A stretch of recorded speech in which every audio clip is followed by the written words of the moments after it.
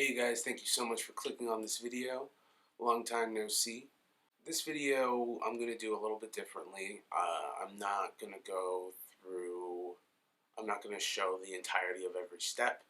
We're going to get to the basics of, a step, and then we'll keep pushing.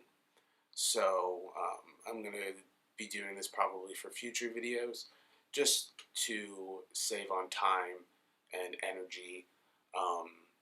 As you guys know, a lot of the masks that I make in the videos are like active orders. It's cool for me to be able to knock out, an order of someone's mask and make a video about it in one shot, but it does prolong production time doing both at the same time. So, that does keep me from making videos. I am considering on doing a Patreon for those who want to see more content here on the vonJekyllArt page. I see you guys' comments. Hey, when's the next video? Thank you so much for making the video. That really, warms my heart. I appreciate it. I'm glad you guys enjoy the videos that I put on here.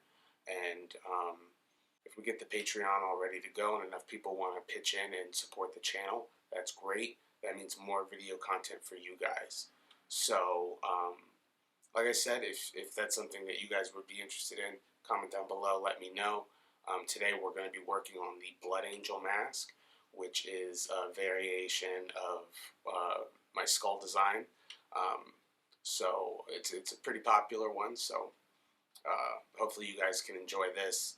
And here we go.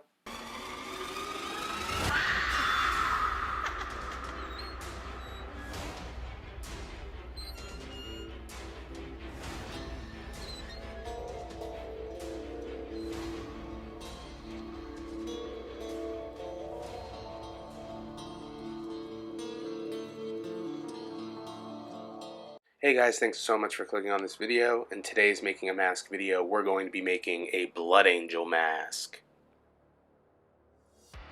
Alright, so I got my skull cast here, and I'm taking a piece of muslin and cutting around the eyes, nose, and mouth.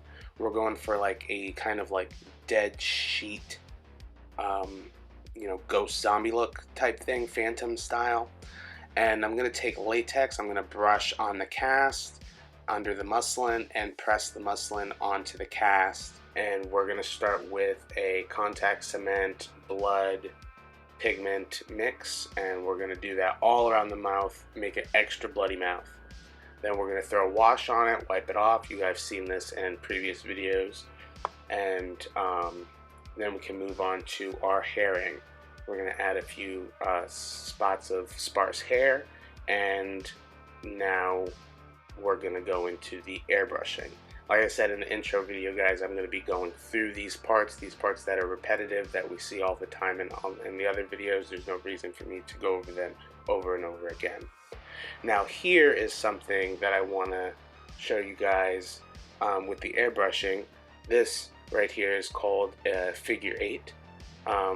So you basically go lightly over the whole mask with figure 8 design, and it leaves a nice patterning on the mask itself, for giving it that kind of like more deteriorated look.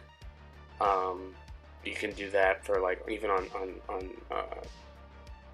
more skin designs. You can get like a better blotchy like skin look out of it.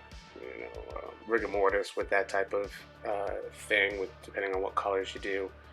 Before I went in with brown, now I'm going in with black, and I'm doing a lot of the similar,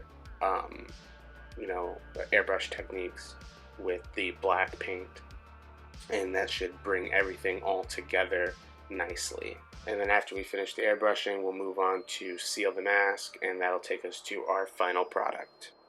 If you like this video, please subscribe and hit the like button.